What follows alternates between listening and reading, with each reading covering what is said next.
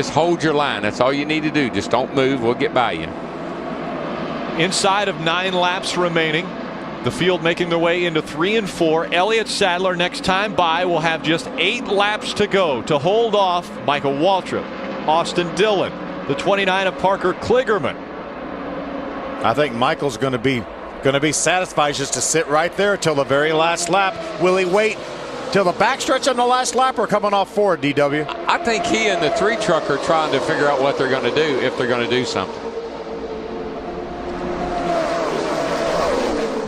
That inside line hugging the yellow line. Remember, that's a Chevrolet in the lead with Elliott Sadler. That's KHI truck. Michael's a Toyota, and the 3 truck is an RCR Chevrolet. But remember, same engines, ECR engines for both those teams.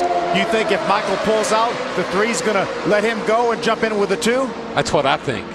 I think that's the whole key to this deal here. Is the 3 going to go with Michael if he decides to go? But Phil, there is some irony in this whole setup. There's Michael in the 15. You got Dillon in the 3. It's February the 18th. Oh, yeah. Yep. 10 years ago. 10 years ago today. The 84 of Chris Fontaine. Right in front of the 18 of Kyle Busch. Looks like a little steam maybe coming out of the 18 of Kyle Busch.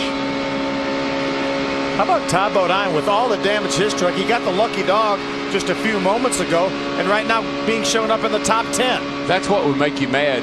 If you're sitting out there and you haven't been in any wreck, you hadn't had any trouble, and people that look like this cat right here go driving by you. That will make you a little... line work, guys. Here comes Chris Fontaine with Kyle Busch behind him. The outside line is working. Stay on the brakes. Let off the brakes. Where did he come from? Remember, Chris Fontaine had such a great run at Talladega, ran out of fuel.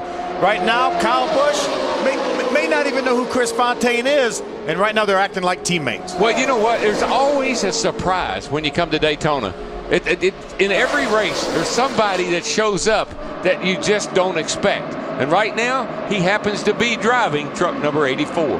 One of the things, and we only have 6 laps, less than 6 laps to go. I'm seeing steam come out of the 18 of Kyle Busch. He is tucked in behind that 84. Krista? Kyle hasn't said anything about a potential overheating problem, but he does know who Chris Fontaine is. He knew he was going to match up with him in these closing laps once the field shuffled out, where that was his only hope.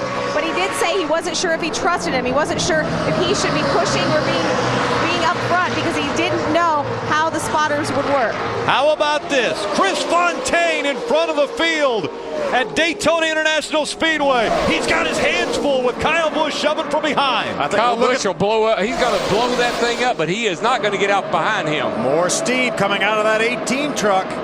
Kyle Busch tries to cheat to the outside to get some air. You heard him say, got to get down. Ahead. He has full truck ahead. That's going to hurt the performance of that 18. That when that thing gets so hot and it finally loses enough water, it'll hurt the performance of it. It'll start to detonate.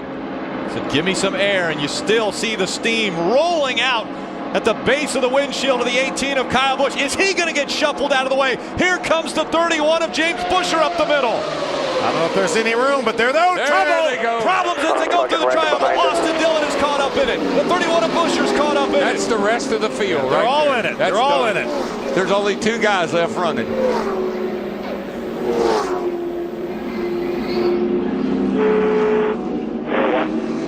The 2 that made it through, Elliott Sadler, Michael Waltrip.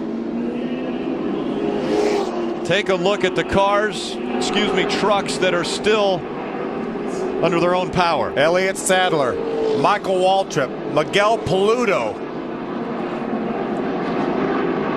Chris Fontaine in the 84. How about Austin Dillon? Look at all the damage on that 3 truck of Austin Dillon's. There was some heavy contact. The 18 has got damage and looks like a steam engine. Todd Bodine this is his second to climb out. His second go around. He said, I guess that'll about do it right there, boys. Brad Sweet, great run going. That great Clips Chevrolet. Parker Kligerman running the 29. Had such a good run going. There's the 84 of Chris Fontaine. I was wondering if he was able to get through. He was not. What a great job, Chris Fontaine. Kyle Busch almost pushed him to the lead. Timothy Peters, he was the 4th truck in line. There's Ricky Carmichael. You see the damage on Ricky Carmichael's truck. You know, I believe if the 18 hadn't gotten hot and started blowing Speaking steam of getting out. hot, Jennifer Jo Cobb pulls up next to Kyle Busch and voices her displeasure. Not sure. I'd have to see all the replays to see what that's all about. Max Pappas also pulls up. Chris Fontaine out of his truck. Todd Bodine out of his truck. James Buescher jumps to the inside. Let's see who makes contact first. James Buescher's good. They just start bouncing around back in there. It was really Brad Sweet in the 32 truck. Maybe the 32 got hooked by the 51 truck. Red flag is out. That's kind of what it looked like. They just started moving around. They were wobbling as they were going down toward turn 1 there. Truck gets really free coming through the tri-oval here, especially when you get them 3 wide like that. It was 3 wide in front of where the truck that got a little bit. Here's another look now. Watch. A little bit sideways. Watch watch behind the blue truck. That's the 32 behind the blue truck. Looks like he may have got pushed from behind, and that got him into the truck on the inside. I believe that. Is that Eric Almirola, maybe the 51 truck? That black truck is Almirola. Parker Kligerman. Yeah, Almirola got it going. I think he got in the back of Brad Sweet, possibly. Yeah. And then turned him sideways. And, buddy, when he did. Here's another view. Watch behind the blue truck now. Watch behind the blue truck. He'll catch the 29 of Parker Kligerman. I don't think the 51 was into the back of him, DW. It almost looked like the 32 and the 18 made some contact. Blocks the track, and nobody had anywhere to go. Ricky Carmichael did a nice job going down through the grass to avoid that. About a $500,000 junkyard right there. We just keep looking at this. We'll figure it out. The 31 is going to squeeze in right here, and this is what starts to create the commotion. Looking. Yeah, here we're going to. You see Buescher start wobbling there a little bit. Little bit of movement. Looks then maybe the 93 of Cole Witt may have got into Brad Sweet, possibly. Yep. Right into his left rear corner. How about Miguel Paludo, that white truck, avoiding that's going to end up in the 3rd spot when they get to turn 1.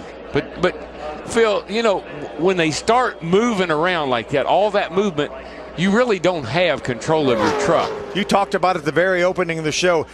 You run just as fast on that portion of the racetrack. It's only banked 18 degrees. The things really get free and light coming through there. 3 wide here. Looking to make it 3 wide. Hold your line up top. Wrecking. Yeah, that lick. Whoever was under the 31 got into the 31, and I think may have started that. And we think it may have been Cole Witt.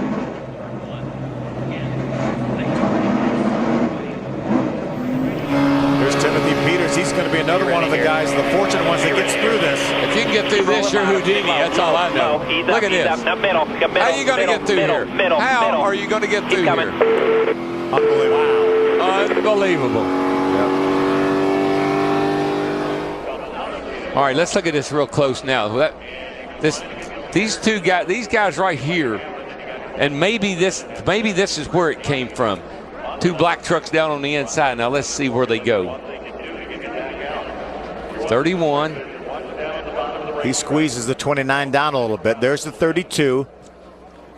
He starts wiggling. He started wiggling. The 51 of Almirola did not get in the back of that 32. He just got a little bit loose, like you talked about, turned sideways, and got into the truck on the inside. Clipped him and turned him right into the 31.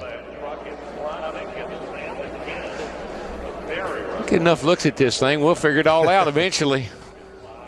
Oh, my. Look at that at real time. That was a hard hit by Parker Kligerman. And I'm not sure, Phil, but down in there may not be any safer barrier. I think that's right in a part of the racetrack where they don't have safer barrier. Just before it starts back for the corner. Yeah, they had just gone through the There's tri-oval. a start-finish line right there. Just past that. Now there was some safer barrier there. They caught some of it right at the end of the safer barrier. Yeah. You can see, if you look on the outside, you'll see those blocks of styrofoam. Yep. Yeah, right. He caught it right on the end. Piece of sheet metal flying Man, through the parts air and flying everywhere. thank goodness that it landed in the infield. What an amazing job, though, by Miguel Paludo to avoid this, as well as Timothy Peters. And those essentially were the only 4 trucks to emerge unscathed. You see the damage to a lot of the trucks that are stopped here because we're under a red flag condition. Can you believe the way the seas parted for that 17, though? I mean, how could he get through that whole mess? He drove through the whole thing and didn't hit anybody. A lot of damaged race trucks. If I don't trust if I shut it off, it'll fire back up. Kyle Busch saying I don't want to shut it off. Trucks that looked so good earlier today now messed up.